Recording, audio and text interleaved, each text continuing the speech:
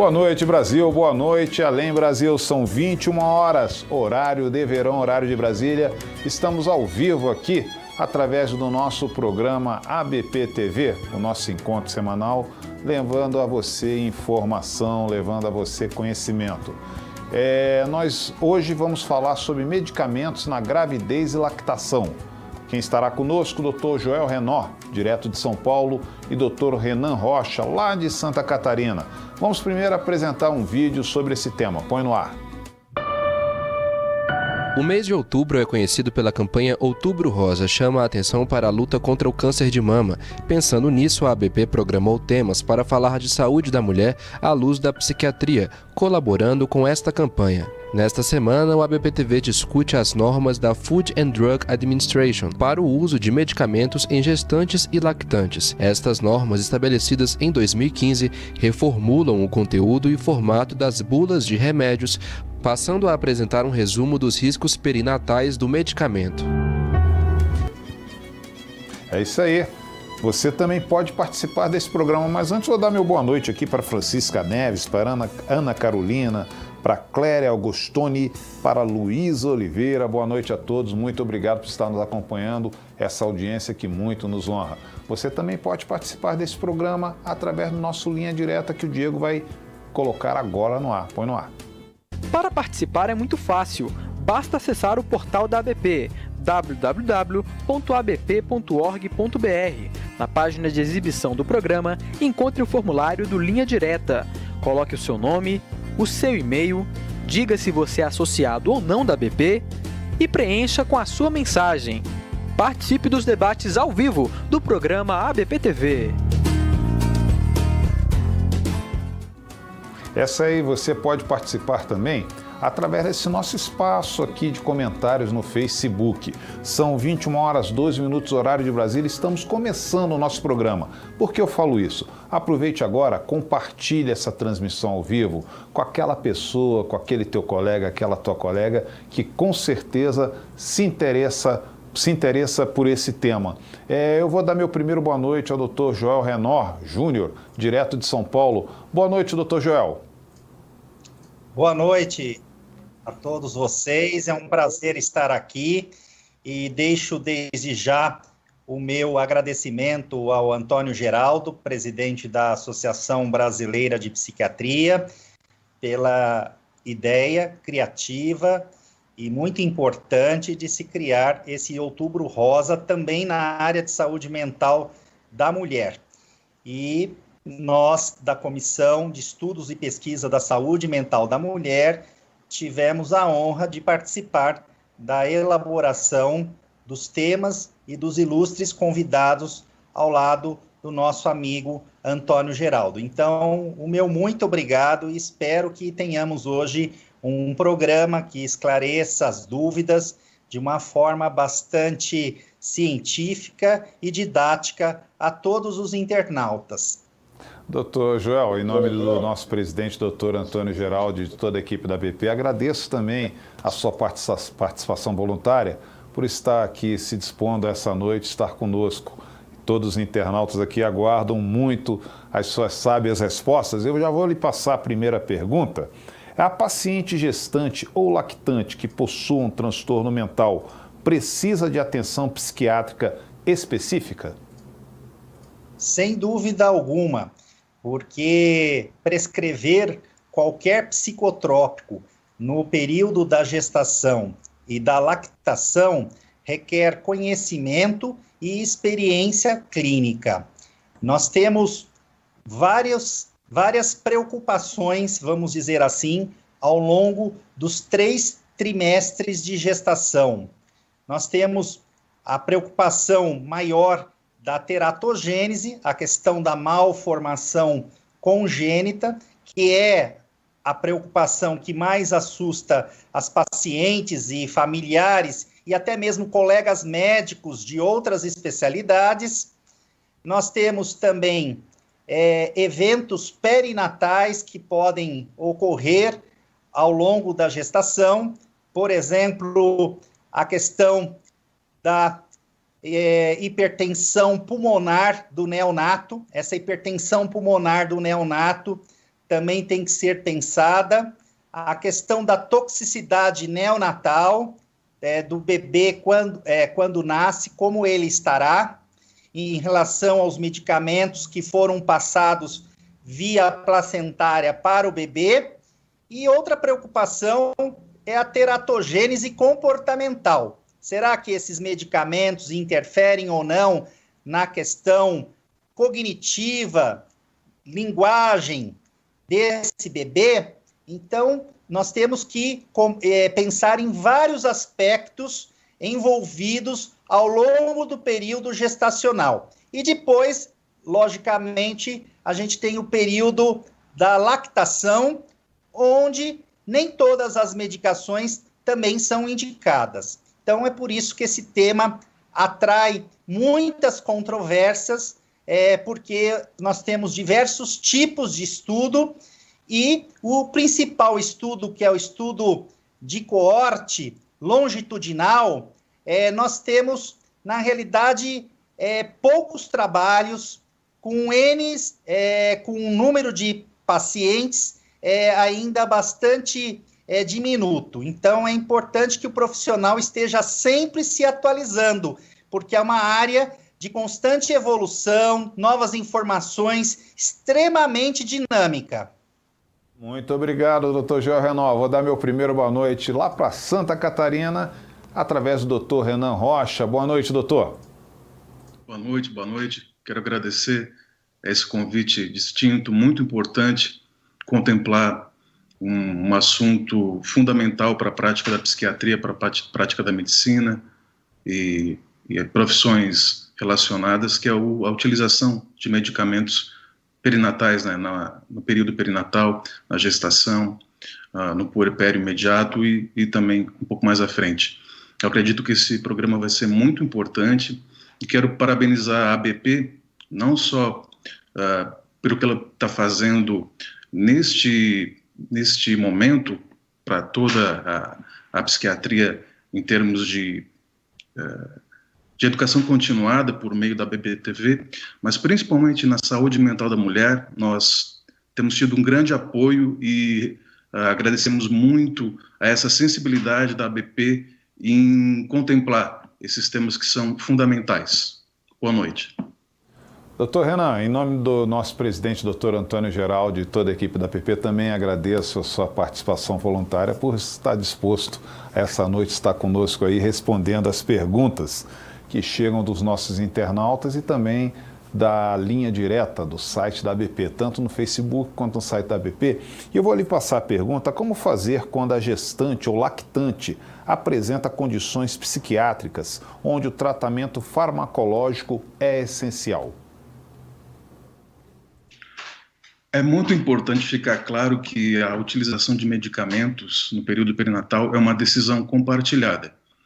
É claro que o profissional médico, ele tem consigo o conhecimento técnico, ele tem o manejo dos medicamentos, mas tudo isso é em prol do interesse da paciente, do interesse do feto, da criança que vai nascer. Então, tudo que é discutido, tudo que é pesquisado, tudo que é estudado, tem em mente esta decisão compartilhada, até porque não se acredita que nós vamos fazer uma boa medicina somente a partir da técnica. Nós precisamos que o paciente esteja bem esclarecido a respeito dos medicamentos e por isso, mais uma vez, que iniciativas como essa são tão importantes. Algo que é muito importante ficar claro é que, embora não exista uma decisão livre de riscos, a própria gestação ela não é livre de riscos. Infelizmente, até 5% das crianças nascem com uma malformação congênita.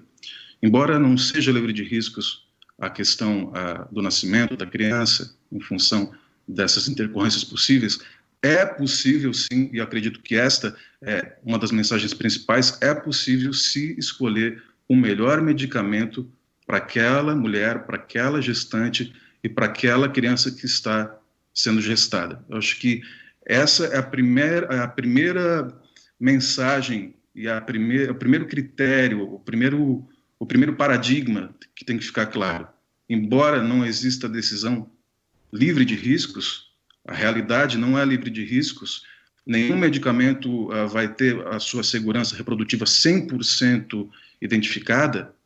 É possível, sim, e esses são os nossos esforços de identificar a melhor escolha clínica, médica, para aquela paciente naquele determinado momento. Então, eu acho que a partir daqui a gente pode ter outros desdobramentos interessantes que certamente vão aparecer nas próximas perguntas. Ok, muito obrigado, doutor Renan. Complementar algo importante que o amigo Renan frisou, que de 3 a 5% das mulheres que não tomam medicamentos têm um risco de malformação, né? Isso é importante ficar claro, como ele disse de forma bastante inteligente, mas é importante ficar claro que uma gestação normal, sem uso de psicotrópicos, pode também levar a uma malformação. E as pessoas acabam sempre atribuindo ao psicotrópico. E é interessante que outras drogas de outras áreas médicas, o olhar dos próprios profissionais da medicina não é com o mesmo rigor. Se nós temos drogas hoje que são muito estudadas, essas drogas realmente são os antidepressivos, os estabilizadores, os antipsicóticos, os ansiolíticos, no período do ciclo gravídico puerperal, né? Porque muitas vezes os trabalhos acabam atribuindo determinado efeito ao psicotrópico e não avalia, por exemplo, outros fatores que podem levar a malformações. Por exemplo, idade materna, uso de álcool e drogas, doenças clínicas. Então, é uma área muito complexa. Por quê? Porque você tem vários outros fatores envolvidos, mas tanto os médicos quanto os pacientes e familiares, principalmente com essa era do Dr. Google, eles atribuem qualquer efeito necessariamente ao psicotrópico. E nem sempre isso é a realidade. Muito obrigado, doutor Joel Renan. Doutor Renan, vamos responder aqui uma pergunta do nosso internauta Alex Costa Almeida. Ele diz: boa noite, a síndrome abstinência fetal exige que se administre algum medicamento às mães? Ou existe um período limite para esses sintomas do bebê? Que tipo de substâncias podem causar essa síndrome com maior frequência? Então, uma substância que pode causar esta síndrome de abstinência neonatal com uma frequência mais elevada em relação às demais são os benzodiazepínicos, né? Tais como clonazepam, diazepam, lorazepam. Eles podem, sim, em algumas crianças, causar nos neonatos algumas manifestações de abstinência, como hipertonia, como tremores, mas elas são relativamente infrequentes, não costumam ser frequentes, e, de modo geral, embora seja um medicamento interessante, muitas vezes até estratégico para ser usado, na saúde mental da mulher, os benzodiazepínicos, durante a gravidez, podem ser, de certo modo, substituídos por outros medicamentos tão interessantes quanto e que podem causar menos efeitos colaterais. Tudo isso que a gente pondera, na verdade, depende necessariamente da particularidade de cada mãe, de cada caso, de cada binômio mãe-bebê. Então, nós falamos sempre, é bom lembrar aqui, de modo geral. Por quê? Porque perante uma paciente, por exemplo, que apresente um transtorno de ansiedade generalizada e que ao longo do tempo, embora tenha sido muito bem tratada com psicoterapia adequada, com medicamentos pertinentes, pode acontecer de que esta mãe grávida tenha apresentado somente uma melhora clínica importante com um benzodiazepínico, né? E esse medicamento pode sim fazer uma diferença muito grande para o bem-estar dessa mãe e, consequentemente, para o bem-estar do feto. Em relação aos benzodiazepínicos, que são os medicamentos que relativamente causam a hipotonia, aliás, a síndrome de abstinência de modo mais comum, é importante, já que nós estamos falando dele, lembrar que recentemente foi verificado por meio de estudos pertinentes, que as fissuras orofaciais, que se acreditavam estar vinculadas com os benzodiazepínicos, os estudos mostraram que não existe essa associação. E isso é muito importante, porque uma das nossas missões aqui é atualizar os colegas a respeito destas questões. Então, eu já aproveito e faço essa lembrança. Outra lembrança que pode ser pertinente também nesse sentido, a respeito dos benzodiazepínicos, é que é possível sim diminuir a dose deles ao final do terceiro trimestre.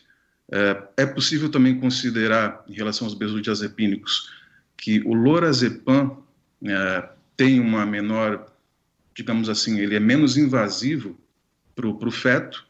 Tá? Existe, então, um conjunto de dados que podem nos auxiliar a identificar, como eu já falei antes, a melhor escolha de medicamento para a gestante e para o neném.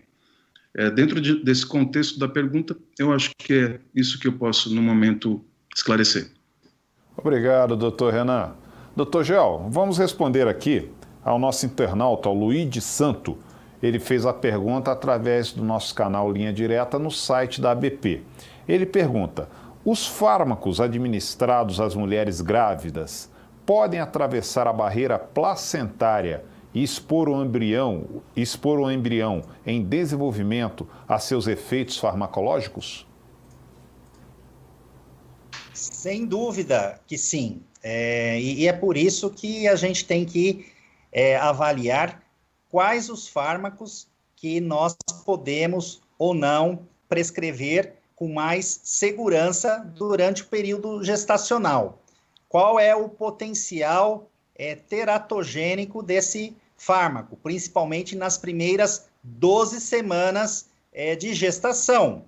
Então, isso tudo é essencial para que nós usemos ou não determinadas drogas, porque muitas vezes as pacientes elas já vêm ao consultório, ao hospital, medicadas e grávidas. E a gente sabe que o maior período de exposição é da terceira, quarta semana de gestação até a 7ª semana. E muitas mulheres descobrem a gravidez já quando foram, de alguma forma, expostas. O ideal seria a gente fazer um planejamento estratégico das mulheres, logicamente, férteis no ciclo reprodutivo, para que a gente pudesse planejar uma gravidez com os melhores fármacos. Mas isso acaba sendo um pouco de utopia na área clínica. O que a gente sabe é que tem alguns fármacos que têm um risco considerável de malformação. E isso fica acima daquela taxa de 3% a 5%. Um desses exemplos é o ácido valproico. O ácido valproico ele tem um efeito teratogênico comprovado e elevado. Chega em alguns trabalhos a 6,9% até 10,5%. Então, o ácido valproico, ele deveria ser usado em mulheres, por exemplo, bipolares, em caso de estrita necessidade, porque se conhece o efeito teratogênico dele. Então, é importante que os profissionais estejam sempre se atualizando. De uma forma geral, isso a gente pode entrar em detalhes depois, os antidepressivos serotoninérgicos como grupo, eles não têm um risco aumentado de teratogênese. Então, esses fatores todos levam a nós indicarmos ou não uma determinada medicação, sempre avaliando os riscos e benefícios. Por quê? Porque o não tratamento de uma doença psiquiátrica também pode levar a maior risco de parto prematuro, baixo peso ao nascer, abortamento espontâneo. Então, é bom que os profissionais também vejam que o não tratamento de uma doença psiquiátrica na gestação aumenta o risco para o bebê e para a mãe, porque uma mãe, por exemplo, não tratada, ela tem uma chance de recorrência, por exemplo, de depressão de 70%. É muito alta essa probabilidade. Se for uma bipolar, chega a 85%. Então, isso tudo precisa ser avaliado pelo profissional, porque hoje não se justifica deixar de tratar uma mulher com quadros psiquiátricos moderados e graves. E, repito, infelizmente, ainda a gente vê muito essa conduta. Alguns colegas de outras especialidades, assim que descobrem que as mulheres estão grávidas, suspendem imediatamente, sem nenhuma consulta a fontes de informação científica ou a colegas médicos psiquiatras. Então, isso precisa, sem dúvida alguma, ser um alerta a todos nós.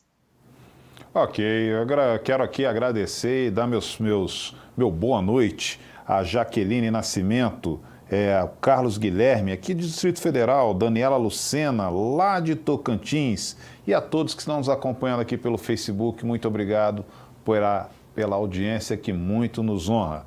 Vamos passar agora a doutor Renan para responder aqui a internauta Silmara Lemos. Ela pergunta se é comum a automedicação por parte das mães. Sim, é comum na medida em que algumas pacientes elas permanecem utilizando ou não utilizando, que não deixa de ser uma interferência no tratamento, ou seja, uma espécie de automedicação, no período gestacional ou no período de lactação.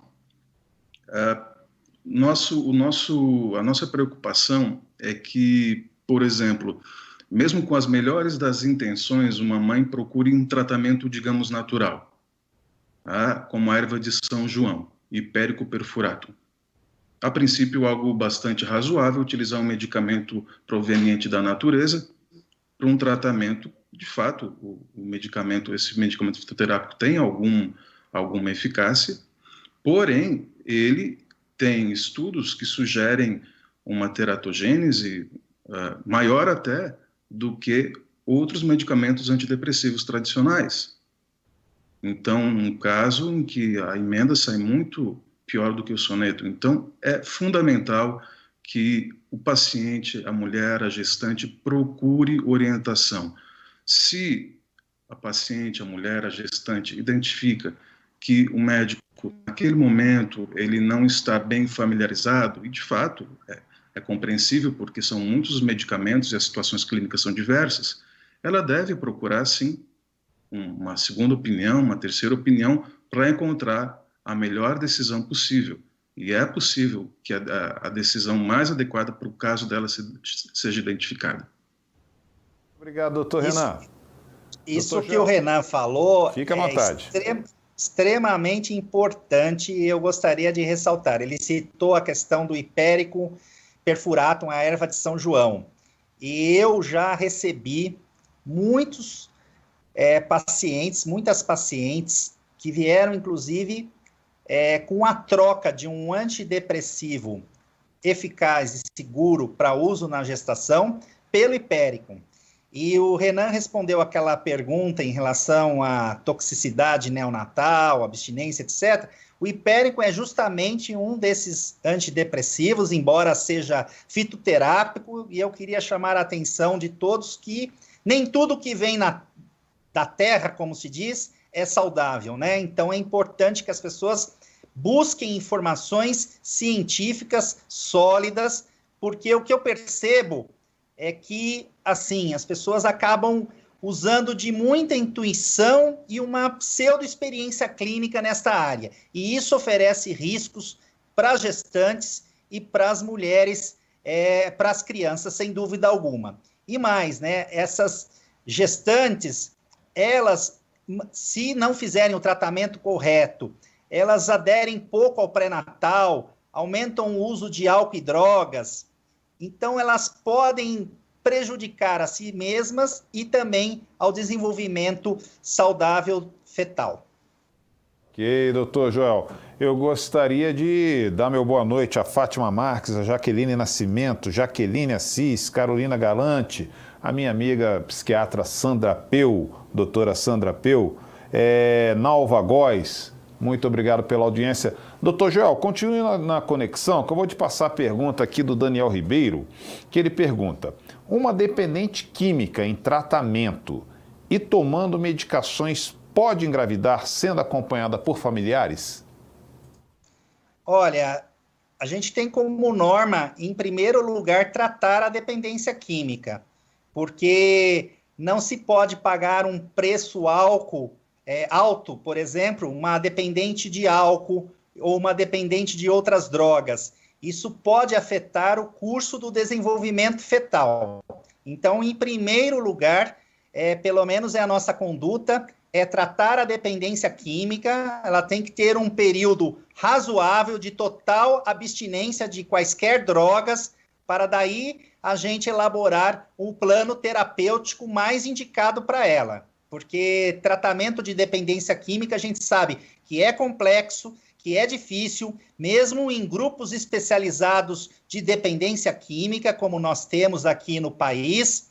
Então, a recaída costuma ser frequente. E os riscos, sem dúvida alguma, acabam sendo elevados. Então, a gente prioriza, em primeiro lugar, a abstinência total por um período razoável de tempo e depois, é claro, o planejamento estratégico. Agora, se ela engravida, muitas vezes, tomando álcool, e daí você tem que buscar, em alguns casos, até uma solução via internação, fora a psicoterapia de grupo e outros tratamentos farmacológicos da área.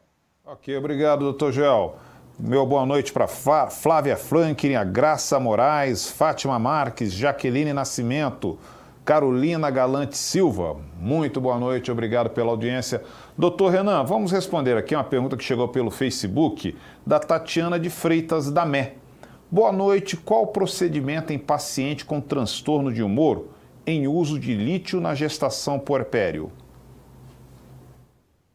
Atualmente, a visão sobre o lítio como teratógeno, e atualmente eu digo nos últimos meses, inclusive, tem, de certo modo, mudado, fundamentalmente. Em 1994, houve uma revisão sistemática a respeito da associação entre o lítio e anomalias congênitas, e naquele momento se identificou que o lítio, de fato, naquele momento, aumentava o risco, principalmente da anomalia de Epstein, um problema específico cardíaco. Pois bem, ao longo dos últimos anos, surgiram outros estudos específicos nessa área, e à medida que os estudos foram melhorando, inclusive de qualidade, foi se identificando que essa associação, ou seja, num primeiro momento não era, é importante, como o Joel falou, ficar claro que não são estudos de causa e efeito, são estudos de associação. No primeiro momento, a associação que existia foi ao longo do tempo, conforme os estudos foram evoluindo, ficando mais frágil, não foi se sustentando. Recentemente, na revista Cardiology of the Young, um autor chamado Boyle, ele publicou, num estudo muito cêntrico, ele e uma série de colegas médicos, publicou um estudo com uma amostra de 5 milhões de gestantes. Foi um estudo muito longo, muito intenso, muito interessante, que deixou bem claro que não existe associação entre o lítio e a anomalia de Epstein. Algo que já, nos últimos anos, se havia questionado de modo bem enfático em função de recentes estudos. Por outro lado, esse mesmo estudos parecidos, indicam que, na verdade, a anomalia de Epstein está associada, sim, com a doença psiquiátrica em si. Nesse caso, uma associação mais específica com o transtorno bipolar.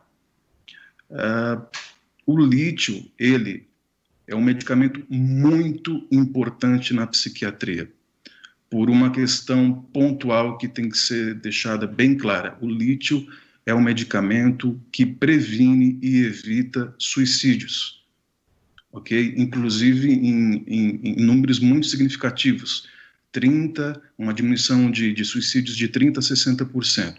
E ele é único nessa característica. Existem outros medicamentos interessantes também, para transtorno bipolar, mas ele tem essa característica única, então ele é extremamente interessante para episódios agudos, para prevenções, principalmente no período perinatal, onde se sabe claramente que é o período da vida do ser humano, no caso da mulher, o período de maior risco de exacerbação de episódios de transtorno bipolar, exatamente no período perinatal, principalmente no período pós-parto. Portanto, a importância do lítio é fundamental, é estratégica para se prevenir a recorrência dos episódios e para tratá-los também, considerando ainda a importância dele como prevenção ao suicídio no transtorno bipolar, que é a doença psiquiátrica com maior número de suicídios, relativamente.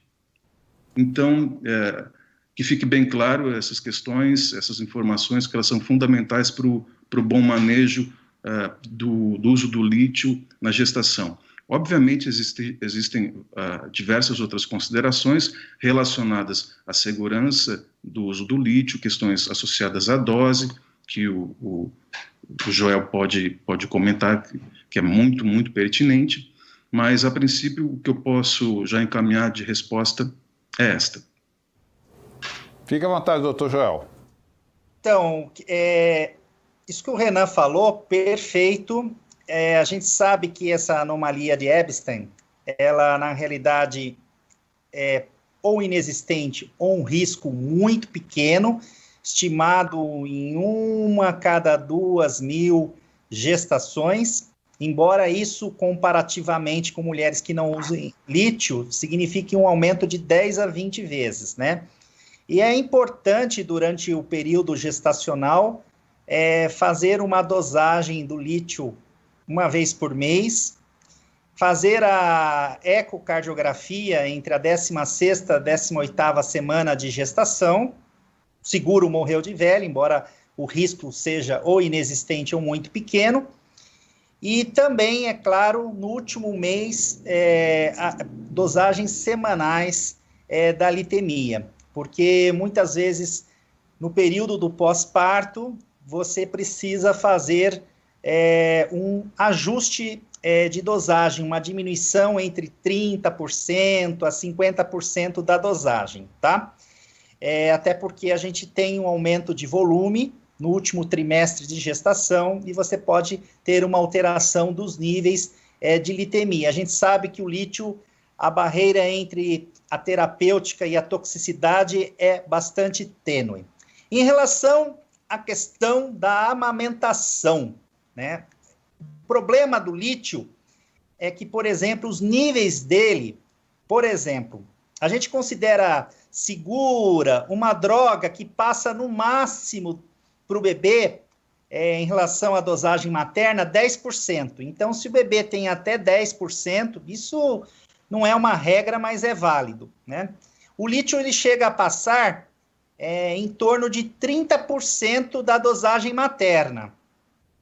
E as concentrações no plasma do bebê, elas variam, olha só, entre 24% a 72% da concentração no plasma da mãe. Não é proibido se dar lítio no pós-parto, mas os custos para a criança com hipoglicemia, alterações cardíacas, muitas vezes hipotireoidismo, diabetes insípido, os custos para a criança e o monitoramento, eles são muito complexos. E, repito, os níveis, tanto no leite quanto no plasma da criança, são muito altos e variados. Portanto, eu, pessoalmente, não recomendo o uso de lítio na amamentação, na lactação, ao contrário do período gestacional. E daí cabe ao psiquiatra conversar com a sua paciente, avaliar todos os custos e benefícios, isso em conjunto com seus familiares, para que ela não amamente tomando lítio, certo? Que ela continue tomando lítio, até porque o risco de uma depressão bipolar no pós-parto é altíssimo, então não tem sentido suspender o lítio para amamentação, embora eu seja, como todos os colegas, amplamente favorável à lactação. Mas há situações clínicas específicas que precisam ser pensadas de uma forma ampla, sem tabus e preconceitos. Muito obrigado, doutor Joel. Quero agradecer aqui a audiência da Carolina Gomes, da Denise Oliveira, da psicanalista Luciene, da Tatiana de Freitas e de todos que estão nos acompanhando aqui. São 21h35, horário de Brasília, horário de verão. Nesta semana nós temos a coluna Fale com o Presidente, né? No Fale com o Presidente dessa semana, o presidente Antônio Geraldo responde a uma importante dúvida do Dr. Carlos Eduardo, lá de São Paulo. Vamos ver?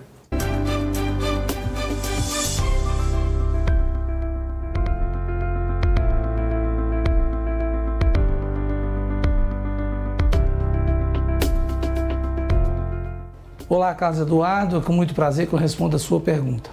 Em primeiro lugar, gostaria de deixar bem claro que a BP não credencia nenhum tipo de pós-graduação em psiquiatria. Nós não fazemos parceria com nenhuma instituição de ensino que faz esses cursos de pós-graduação em psiquiatria. Até porque nós sabemos que esses cursos jamais poderiam ou podem concorrer com a formação de quem faz a residência médica em psiquiatria, que é nosso padrão ouro de formação. Então, não há dúvida nenhuma, pós-graduação não tem relação com a formação clínica, que é em residência médica, ou desses cursilistas em que a BP já credencia há mais de 20 anos, porque os cursilistas participam de um programa igualzinho ao programa de residência médica em psiquiatria, apenas esses cursos de especialização não são credenciados pelo Conselho Nacional de Residência Médica, mas têm o mesmo número de horas que a residência médica. Ponto.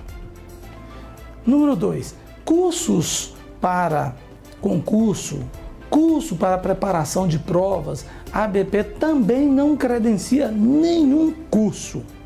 Que fique bem claro isso.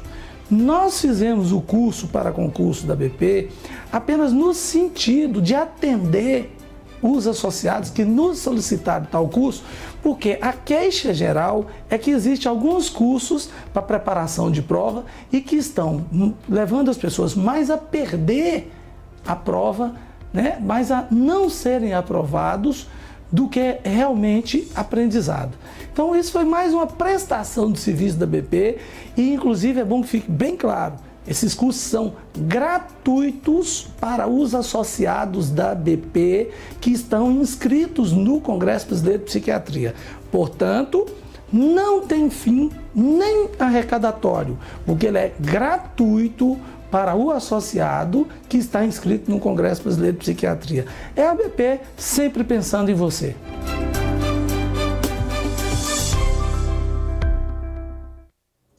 Muito obrigado, doutor Antônio Geraldo. Continuando o nosso tema, medicamentos na gravidez e lactação, eu passo a pergunta agora ao doutor Renan Rocha para responder aqui a internauta Karen Alvarez. Ela diz: já ouvi dizer que a fluoxetina é uma medicação segura para ser usada durante a gestação e lactação, mas também já ouvi que é uma das mais nocivas.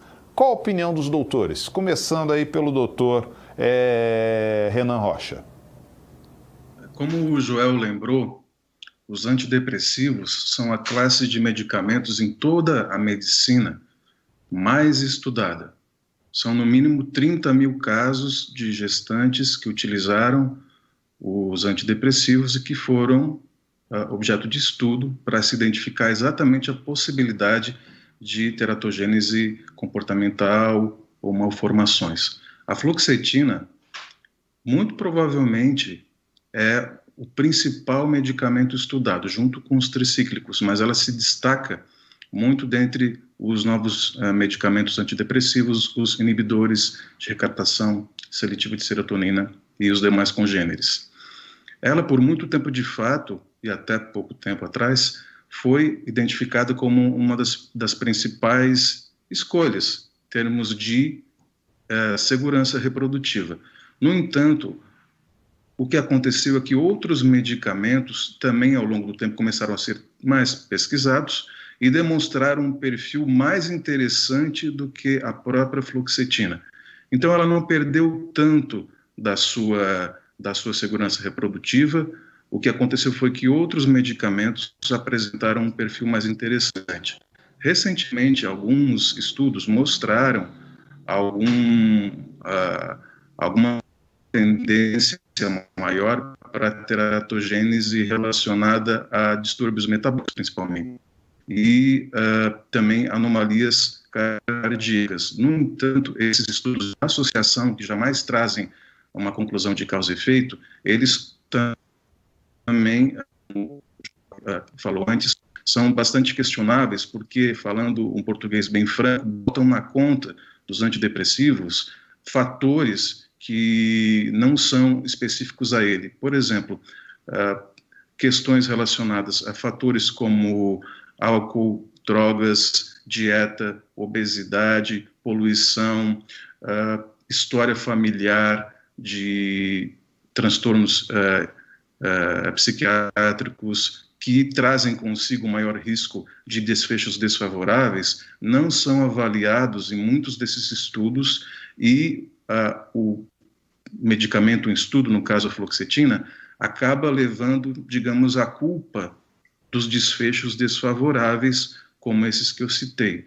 Então, é muito importante avaliar com muito critério, nos artigos, avaliar a seção chamada limitações dos estudos. Ali a gente vai tentar entender melhor o que não foi feito no estudo, que muitas vezes nos esclarece a conclusão que os autores chegaram. Então, para muitos pacientes, ainda a fluoxetina é interessante e não há, a princípio, motivo para alarde, no sentido de suspender a fluoxetina por algum risco maior que ela possa trazer. Sua contribuição, doutor Joel.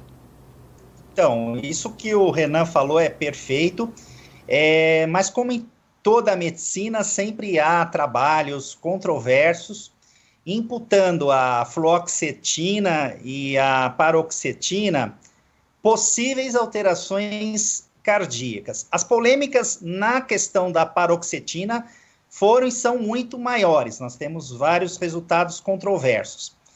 E o que nos deixa mais tranquilo é que uma recente meta-análise, com mais de 50 mil pacientes tomando vários antidepressivos serotoninérgicos, essa meta-análise agora de 2013, 2014, ela não encontrou nenhum indício de malformações, o que nos deixa tranquilos, entre aspas, no uso da maioria dos antidepressivos serotoninérgicos, exceto a paroxetina, que é controversa, mas pode ser continuada desde que os benefícios do tratamento superem os riscos.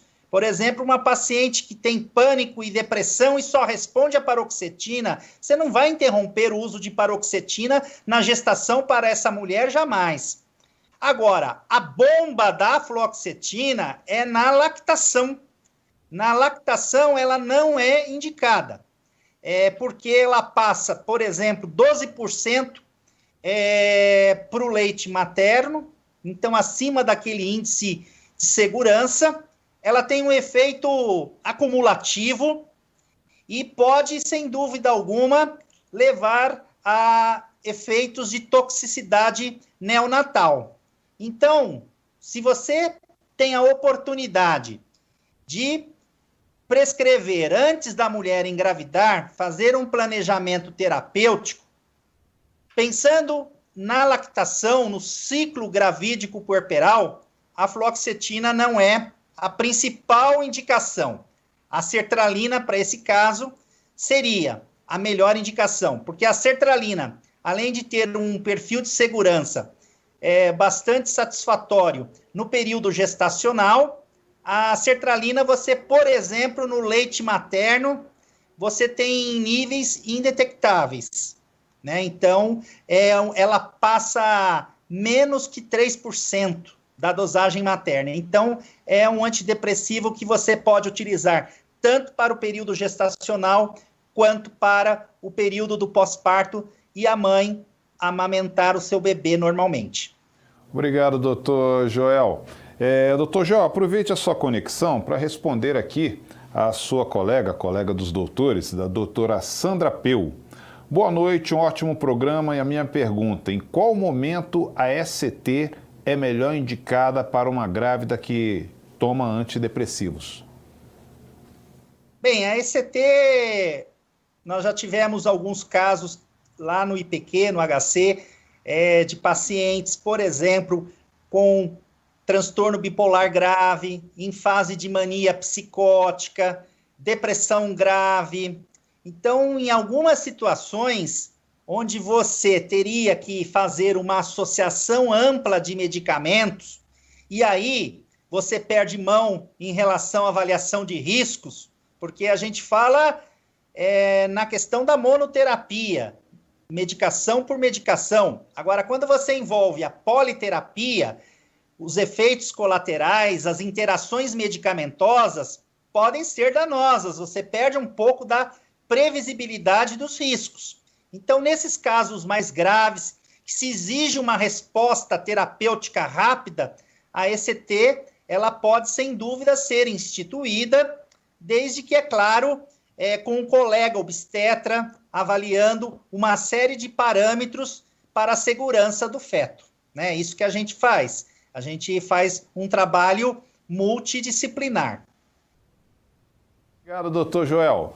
Doutor Renan, vamos responder aqui a Caroline Galante, que ela faz uma pergunta também através do nosso Facebook, para o doutor Renan Rocha. Boa noite, gostaria de saber se entre os antipsicóticos atípicos existe algum considerado mais seguro durante a gestação? Sim, há pelo menos dois dentre os atípicos, a olanzapina e a quetiapina. Especialmente na lactação, alguns trabalhos mais recentes indicam uma segurança bem interessante quanto à olanzapina na lactação e na gestação, a olanzapina e a quetiapina dentre os atípicos. Eu quero pedir permissão para, antes que o programa acabe, colocar uma situação importante relacionada às novas normas do FDA, inclusive que é um dos itens para a gente conversar um pouco a respeito.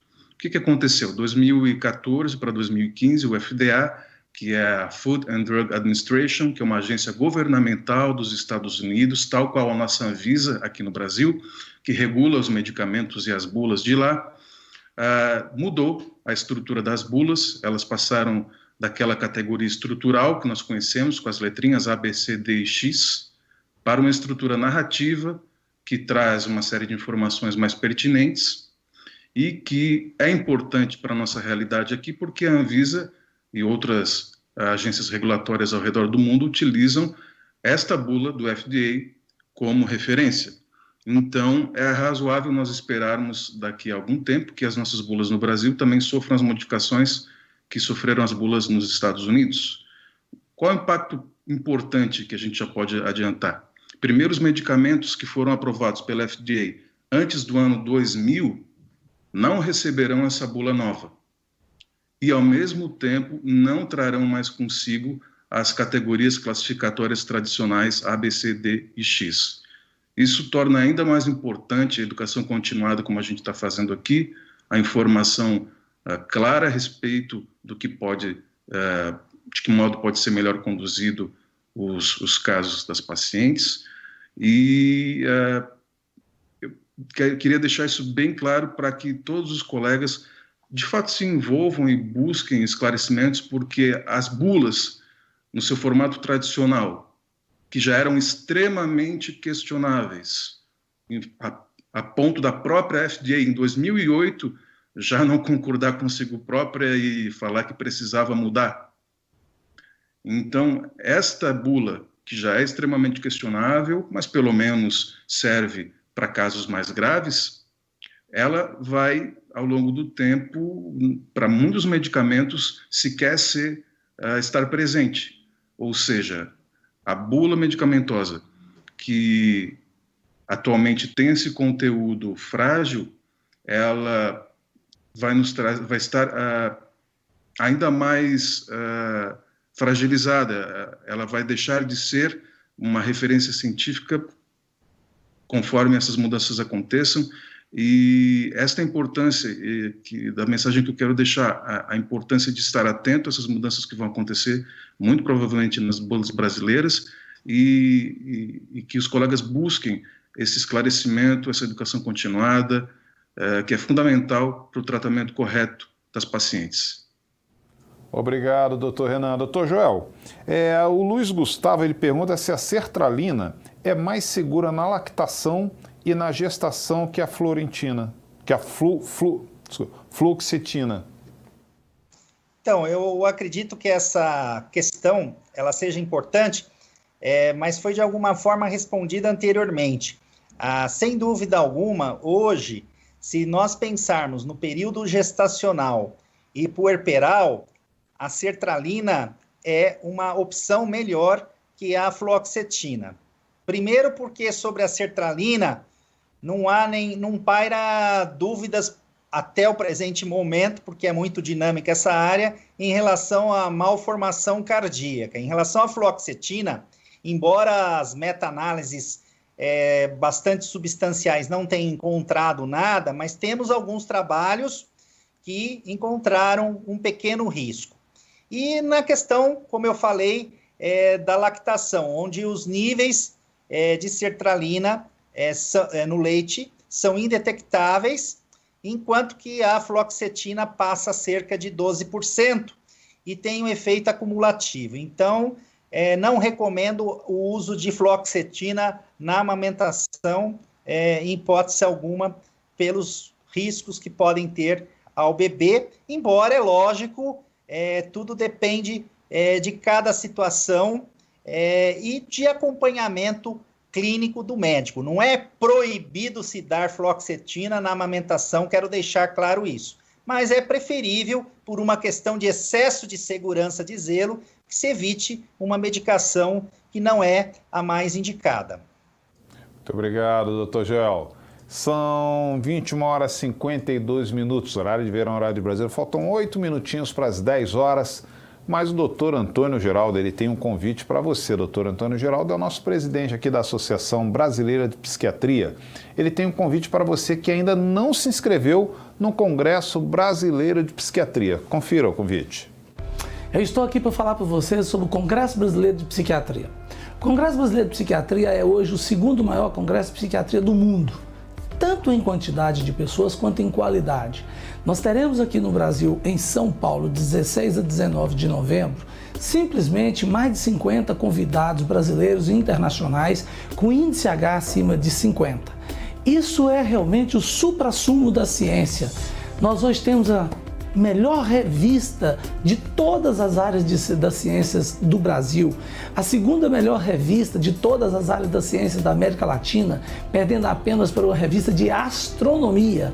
Imaginem vocês, hoje estamos fazendo ciência pura. Sabe onde você vai encontrar essa ciência pura? No Congresso Brasileiro de Psiquiatria em São Paulo. Te aguardo lá.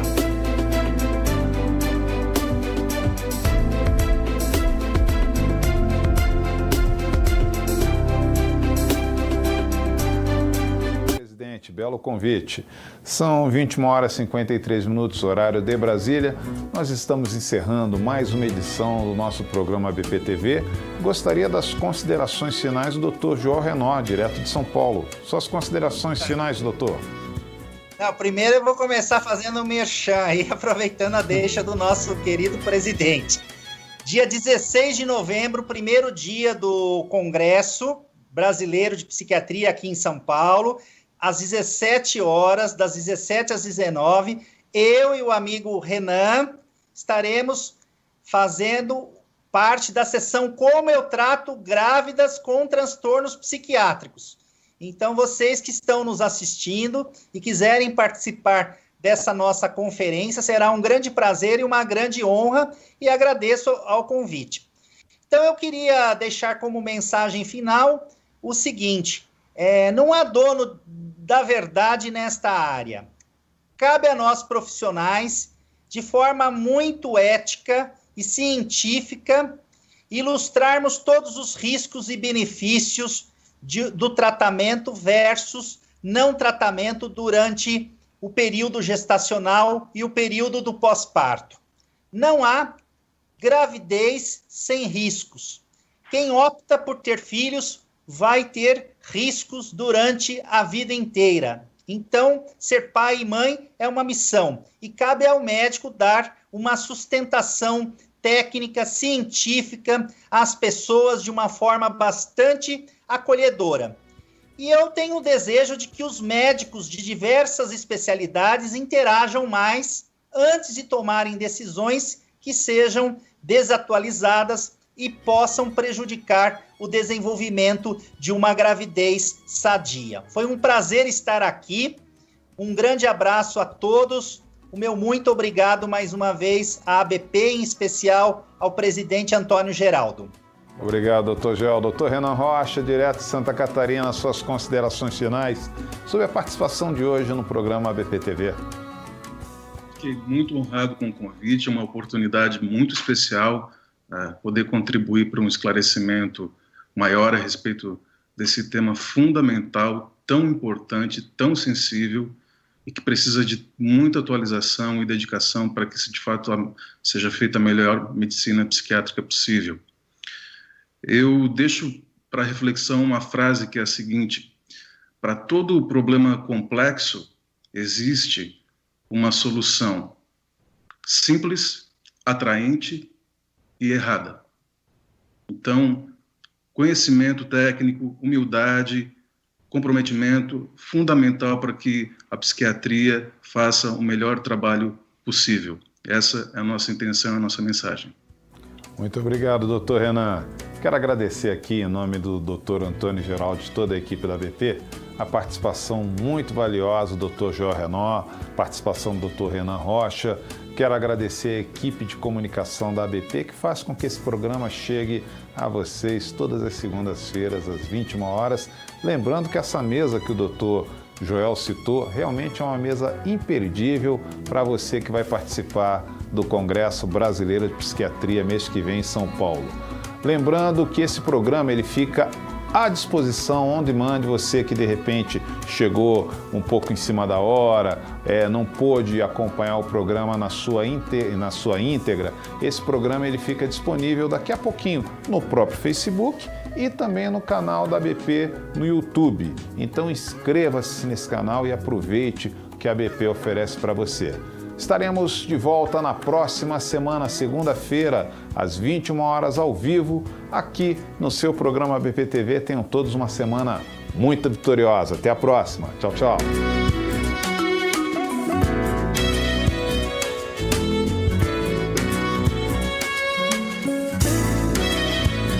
Agora, sempre que o programa ABP